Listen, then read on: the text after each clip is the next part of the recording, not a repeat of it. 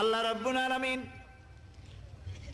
কোরআনে কারীমের ভিতরে নবীজির নাম একটি বারের জন্য নাম ধরে তাকে ডাকেন নাই, বরং তিনি বলেছেন তোমরা পরস্পরকে যেভাবে নাম ধরে ডাকাডাকি করো আমার নবীকে সেভাবে নাম ধরে ডাকবে না। আল্লাহ নিষেধ করেছেন আমার নবীর নাম ধরে ডাকবে না। সুবহানাল্লাহি বিহামদিহি। এই পৃথিবীতে যত নবী আসছেন সমস্ত নবীরা হলেন এলাকা ভিত্তিক নবী, অঞ্চল ভিত্তিক নবী। এক এক এলাকার, নূহ আলাইহিস সালাম এক এলাকার, মুসা আলাইহিস সালাম আলাক এলাকার, দাউদ আলাইহিস সালাম আরাক এলাকার, এরকম এলাকা ভাগ করা।